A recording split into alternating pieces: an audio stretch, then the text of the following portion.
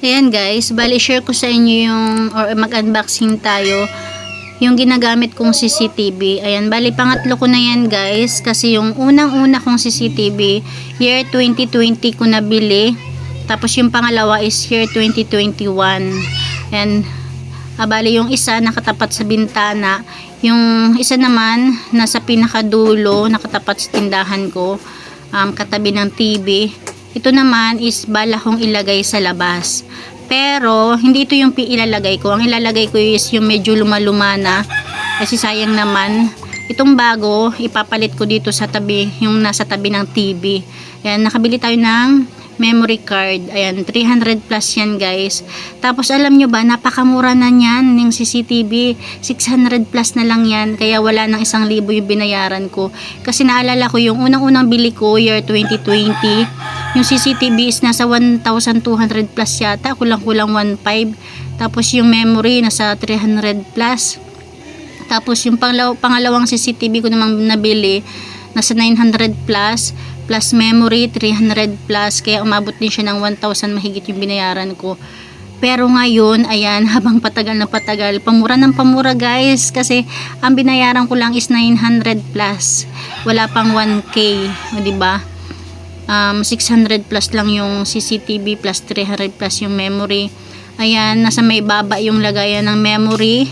Bali yung dalawa kong ganyan, nasa baba yung lagayan ng memory. Yung isa naman, nasa may tenga. Ayan guys, o diba? Bali ang kasama niyan, ayan, meron niyang cable wire. Tapos, ayan, tornilyo. Tapos yung pansaksak, ano bang tawag dyan? Tapos, ayan, yung bilog na yun, bali nilalagay yan sa may puwet ng CCTV. Kung gusto nyo idikit sa dingding, diba, ayan, or gusto nyo idikit sa pinaka taas. Pero kung ilalagay nyo lang naman sa mesa, itatayo nyo lang, hindi na kailangang ilagay yan. Ayan, medyo gamay ko na kasi yung CCTV na yan. Next time, ayan, okay na, o diba, ayan guys, keep on watching, pakita ko sa inyo. Ayan guys, pakita ko sa inyo itong bago kong CCTV. Medyo updated siya kasi meron siyang alarm. Ayan, parinig ko sa inyo. Itong nasa kaliwang bahagi. Ayan, alarm. O, diba? Ang bongga. Tapos dito naman sa bandang itaas, sa kaliwa, meron siya nakalagay na Wi-Fi sign at saka negative 31, 32, 29. Hindi ko alam kung para saan yan. Kasi dito sa mga una kong CCTV, ayan, pakita ko sa inyo ha. Ayan guys, kung mapapansin nyo, yung bandang kaliwa niya, walang alarm sign. Ito yung dati ha. Dati itong camera to nakalagay ito sa loob, sa tabi ng TV. Kaya lang dahil meron tayong bago, syempre yung luma yung nilagay ko dyan. Tapos dito naman sa isa, dito sa may nakatapat sa bintana. Ayan, wala rin siyang nakalagay na alarm sign. Diba? Pero itong bago natin, ayan, medyo ano siya nakalagay na alarm sign. Ayan o, dito sa bandang kaliwa. Tapos parinig ko sa inyo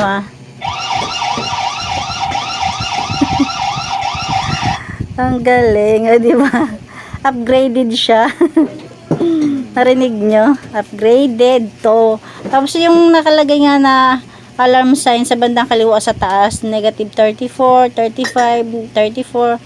Eh, hindi ko alam kung para saan yan. Pero ang galing niya. Kasi yung pangalawang CCTV ko at saka itong pangatlong to, isang tindahan lang yung binilhan ko. Pero mas mura to ngayon. Pero same lang naman ha. Bali pinagano ko lang siya, buy again. Pero upgraded siya dahil meron siyang alarm sign. Yan, bali ito yung bago natin. Ito yung pinalit ko. Dito nakalagay, yung nakalagay na ngayon sa labas. O diba? Medyo madami tayong ligpitin. Ayan, nasa lamesa. Naglo-loading siya. Sana sa wifi lang. Ayan guys, ito yung bago nating CCTV. Kung mapapansin nyo, medyo malabo pa siya. Kasi nga, may plastic pa pala. Ayan. Tanggalin ko yung plastic. Ayan. Dandahan lang. Kasi gumagalaw yung kanyang ulo. Ayan. Ayan, natanggalan natin yung plastic, diba? Kahit papaano is lumiwanag siya. Yan, sa lamesa, ang dami pa nating ligpiting grocery. O, di ba? Yan yung ating bagong CCTV. Tapos yung dating nakalagay dyan, nasa labas na. Ito, pakita ko sa inyo yung labas. O, kabuuhan, lahat-lahat ng ating tatlong CCTV. Ayan. Ito siya. Ayan guys, kung mapapansin nyo may bakante kasi nakatagama ko yun sa bahay. Next year na naman.